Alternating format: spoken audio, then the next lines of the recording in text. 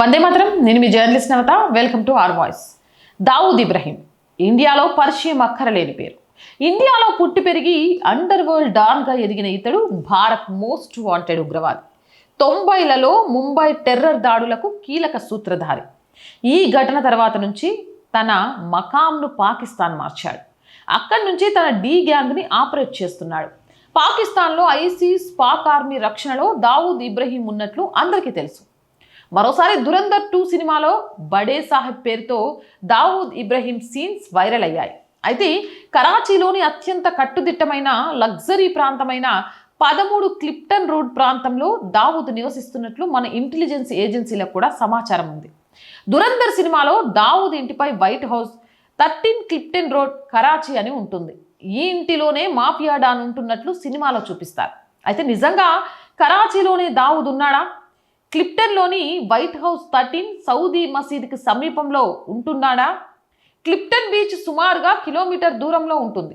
కరాచీలోని క్లిప్టన్ అత్యంత సున్ని సంపన్నమైన ఏరియా. ఈ ఏరియాలో పాకిస్తాన్ ఆర్మీ అధికారులు, రాజకీయ నాయకులు, వ్యాపారవేత్తలు ఉంటారు. ఇది కరాచీలోనే అత్యంత ఖరీదైన రియల్ ఎస్టేట్ ప్రాంతం. ఇక్కడే అనేక విదేశీ కన్సులేట్స్ ఉంటాయి. కరాచీలోని ప్రముఖ వాణిజ్య కేంద్రాలు ఈ ఏరియాలోనే ఉన్నాయి. ఈ ప్రాంతంలోనే దావూద్ ఇబ్రహీం ఉన్నట్లు చాలామంది భావిస్తుంటారు. అయితే కరాచీలోని అత్యంత విలాసవంతమైన కాలనీలో ఒకటైన డిఫెన్స్ హౌసింగ్ ఏరియా ఫేజ్ బిలో దావూద్ ఇబ్రహీంకి ఒక ఇల్లు ఉందని కూడా నమ్ముతారు. భారత నిఘా వర్గాలు కూడా ఈ 2 ఏరియాల్లోనే దావూద్ ఉన్నట్లు నమ్ముతారు. అయితే 2024 నాటి సండే గార్డియన్ నివేదిక ప్రకారం ముంబై వరుస బాంబు పేలుళ్ల నిందితుడైన దావూద్ ఇబ్రహీం తన సోదరుడు అనీస్ ఇబ్రహీంతో కలిసి కరాచీలోని Qayyumabad sector B phase 5 street number 30లో ఉన్న 2 వేర్వేరు విల్లాల్లో ఉంటున్నాడు.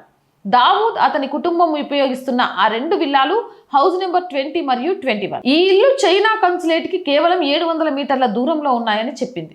1992 ముంబై దాడుల తర్వాత భారత్ నుంచి పారిపోయి వచ్చిన దావూద్ ఇబ్రహీం కరాచీలోని కయ్యూమాబాద్లో నివసిస్తున్నట్లు చెప్పింది.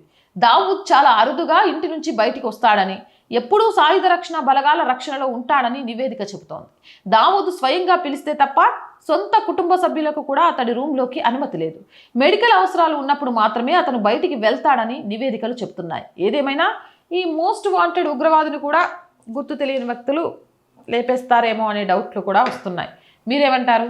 అలా లేపేయాల్సిన అవసరం ఉందంటారా లేదంటారా? కామెంట్ చేసేయండి. మోర్ వీడియోస్ కోసం R group of channels, R Voice, R political, R Sanskriti 3 మన ఛానల్సే. So please subscribe our channels. Content బాగుంది అనిపిస్తే లైక్ చేయండి, షేర్ చేయండి. అండ్ ఆర్థికంగా ఫస్ట్ వీక్ నేను 2 డేస్ నుంచి ఈ విషయాన్ని మేము ముందు ఉంచుతున్నాను.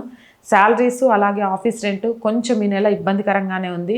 మీరు చేసే సపోర్ట్తోనే ముందుకెళ్ళడానికి మాకు యూజ్ అవుతుంది. సో ప్లీజ్ ఆర్థికంగా ఆదుకోవాలి అంటే సబ్స్క్రిప్షన్ పక్కనే జాయిన్ అనే బటన్ ఉంది. 1 to 5 లెవెల్స్ ఉన్న ఏదో ఒక లెవెల్లో సపోర్ట్ చేయండి. లేదా స్క్రీన్ మీద గూగుల్ పే, ఫోన్పేతో పాటు అకౌంట్ డీటెయిల్స్ ఇచ్చాము. మీకు తోచిన సహాయాన్ని అందించండి. వ్యాపార ప్రకటనల కోసం 8328 500 576 నెంబర్ని సంప్రదించండి. జై హింద్, జై భారత్.